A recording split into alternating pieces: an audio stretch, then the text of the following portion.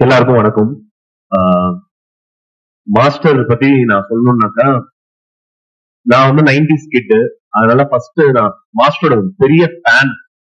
ஏன்னா வந்து master dance ஆடுறது மட்டும் இல்லாம, நான் பார்க்கும்போது ஒரு 5 பேரு அவங்க பேஸ் வந்து எனக்கு ஞாபகம் இருக்கும். நான் படம் பார்க்குற காலத்துல இருந்து. அதுல மாஸ்டரு, நம்ம Ashok Raja master, Shobi master, Jani master, Noble master, Dinesh master. இவங்க பேச வந்து நம்ம எந்த பாட்டுலயுமே மறக்க முடியாது. மின்னலே மாதிரி படத்துல மாதவனை பாக்குறத விட நம்ம மாஸ்டர் பேச பார்த்ததுதான் அதிகம். இந்த மாதிரி நிறைய படத்துல சலோமியா பாட்டுல மாஸ்டர் வருவாரு. எல்லாத்துலயுமே மெயினா வந்துட்டு எனக்கு வந்து மாஸ்டர் வந்து அலாவுதீன் ஸ்ரீதர்னு தெரியும். ஏன்னா அந்த பேர், அந்த அலாவுதீன்ற பேருக்கு ரீசன் என்னன்றது இந்த ஃபங்க்ஷனை பார்க்கும்போது எனக்கு தெரியுது.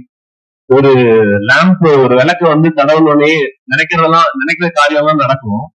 சோ அவர் என்னெல்லாம் நினைக்கிறாரோ அது இங்க இவ்வளவு பேர் அன்பு கொடுத்து இவ்வளவு பேர் இங்க இருக்கிறதே எனக்கு ரொம்ப வியப்பா இருக்கு பாக்குறதுக்கு. அது வந்து மாஸ்டர் அவ்வளவு அன்பை சம்பாதிச்சிருக்காரு, அவ்வளவு மக்களை சம்பாதிச்சிருக்காரு.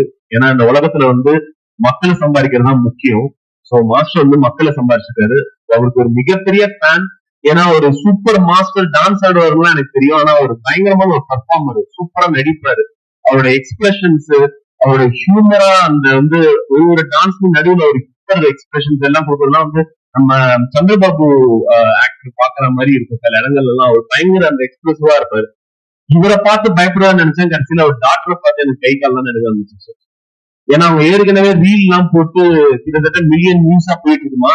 ஒரு வாட்டி கிளாஸ்ல அவங்கள பார்த்து நடுக்க வர ஆரம்பிச்சு. மாஸ்டர் பார்த்து நடுக்க வரல, அவங்கள பார்த்து நடுக்க வர ஆரம்பிச்சிச்சு. கை கால்லாம் வேர்க்க ஆரம்பிச்சிச்சு.